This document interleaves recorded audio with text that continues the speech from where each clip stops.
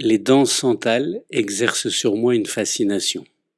Il semble que rien ne change et pourtant mes yeux ne se lassent pas de suivre le déplacement circulaire des interprètes. Mon regard ainsi entraîné, j'éprouve comme une excitation tranquille. Est-ce le rythme, la cohésion presque organique du groupe, ou peut-être l'exécution réitérée de pas apparemment identiques, mais dont les accélérations légères et les modifications progressives font qu'ils finissent par devenir autres. Si les mouvements reprennent en les stylisant des gestes ancestraux exécutés lors de la moisson dans les rizières ou de la collecte dans la jungle de plantes médicinales, ils n'ont pas pour visée d'illustrer ou de représenter ces actions. Leur fonction est tantôt d'accueillir les nouveaux arrivants, tantôt d'entretenir les liens sociaux. Mais là ne réside pas non plus ce que je regarde. Les tracés corporels m'emportent, un point c'est tout. Touché et déplacé, ému et mis en branle, ce qui me traverse est tel que je n'ai nulle envie de l'interrompre en y apposant une signification. La profondeur de ce que j'éprouve est radicale. Si plus tard je l'interroge, les questions portent sur l'abîme bienveillant qui s'est ouvert.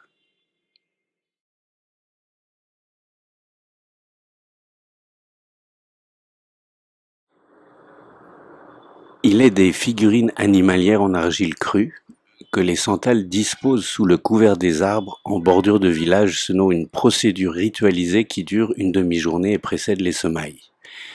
Ces figurines de terre ne représentent pas stricto sensu un animal particulier. De fait, on peinerait à identifier celui dont exactement il s'agit. Un homme les badigeonne du sang de petites poules que d'autres hommes viennent d'égorger.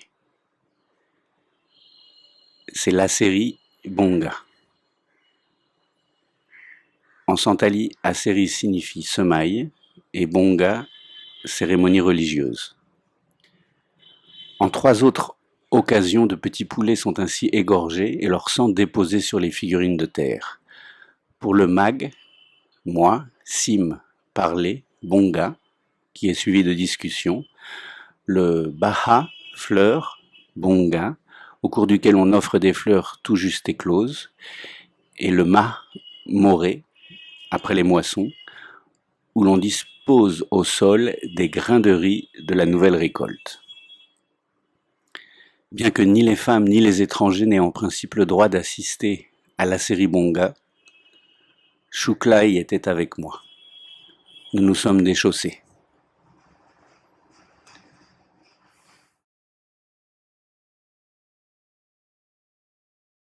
C'est durant le mois suivant la fin de la mousson que se baigner dans le lac de Brotalpada est le plus agréable. Le niveau de l'eau est suffisamment élevé pour y nager. Les nénuphars rosés regagnent en vigueur.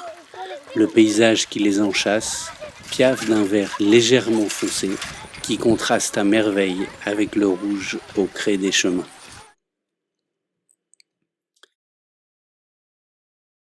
L'hiver a presque fini. Nous avons remisé pulls et chandail. Personne ne s'enroule plus dans une couverture synthétique. Une chemisette, une blouse ou une tunique suffisent. Le long de la piste qui serpente sous la ligne électrique défectueuse, un petit autocar blanc, strié de 2 bandes bleues, s'est engagé.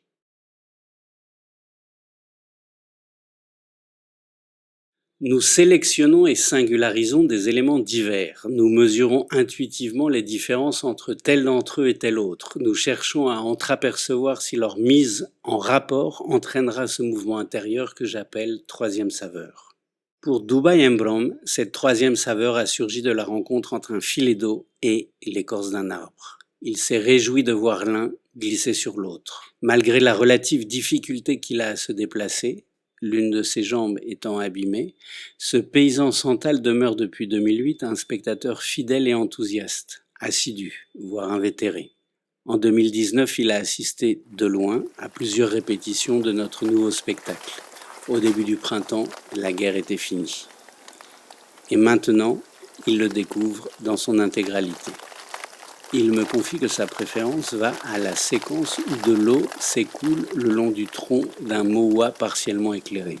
Un acteur, dissimulée plus haut parmi les branches, la verse lentement et un microphone amplifie l'éclat des gouttelettes sur le sol. C'est la combinaison de ces deux éléments disparates qui l'émeut. Quelle est belle la scène de l'arbre qui pleure, s'exclame Dubai Embrom.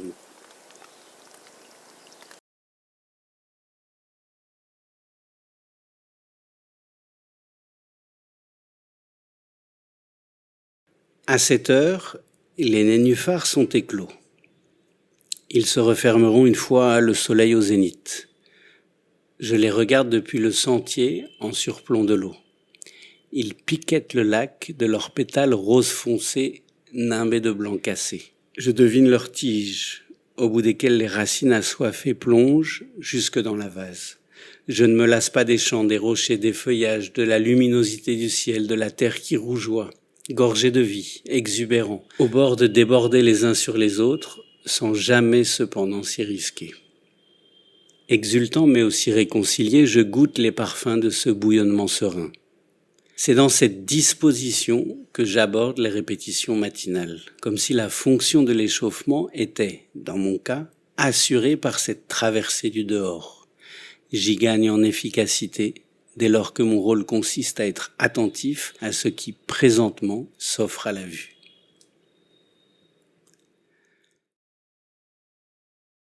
Les restrictions qu'impose la situation pandémique n'étant qu'à demi levées, je propose à la Fondation Asie-Europe la réalisation d'une vidéodanse.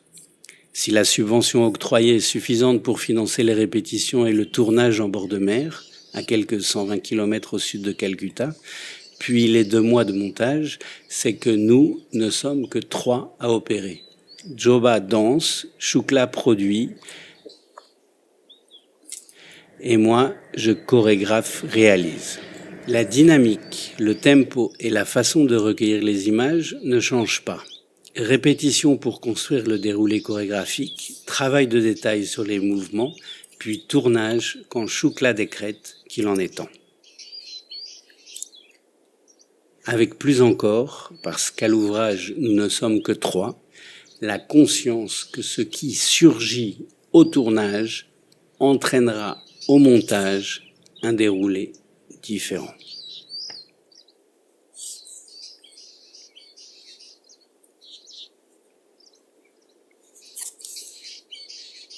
C'est une foule sans fin qui se dresse devant moi. Chatna, Merlej, Boudrou, Tarop, Sal, Lupung, Semoul, palissandre, nimier, dattier, rognier, ilip et arbre à cajou ont cessé d'être rachitiques. Ils croissent avec superbe, chacun dans un style bien à lui, taille, forme, teinte et texture. Nombre d'entre eux sont enchevêtrés.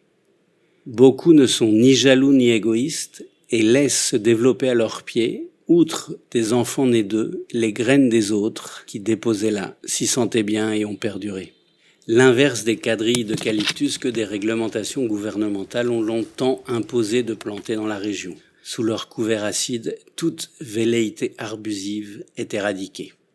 La profusion est envoûtante, par instants oppressante. Au sol, des chemins ont disparu, de nouvelles voies se sont dessinées. Ici et là, pour passer, il faut forcer les feuilles à se déemmêler. Au milieu de ce bouleversement, je ne reconnais pas l'endroit où se déroulait notre performance dansée d'il y a 5 ans. Familière des plantes, Shukla la retrouve en quelques minutes.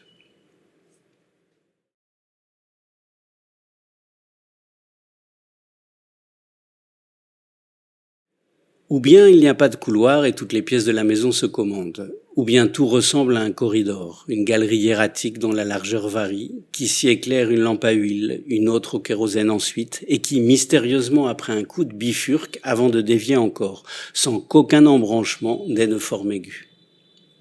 Au milieu ou de côté, une pièce de dimension modeste. Quelques sacs de riz y sont entreposés. Pour le reste, elle est vide. Soit il n'y a rien, soit il y a Dieu. Car c'est là que sont adressées les prières à Mareng Buru, Mareng le Grand. Dans un coin, une jarre en terre, pour retourner. À l'opposé, un demi-balai d'osier, incliné contre la paroi. Il n'est utilisé que pour cet endroit. Je porte une grande attention au visage. Cette forme et ce degré d'attention que je porte au visage sont ceux que je porte à une main, un pied, à l'écorce d'un tronc, à l'eau qui s'agite quand la brise se lève, à des fourmis qui cheminent à la queue leu-leu. Non pas que chacun soit devenu un visage, mais pour la forme et le degré d'attention que je porte à l'un ou à l'autre. La forme et le degré d'attention que je porte à une présence, celle d'un margousier, d'un bout de lac, ou les genoux d'une danseuse, est de même intensité que celui que je porte au visage d'un homme, d'une femme ou d'un enfant de Borotalpada.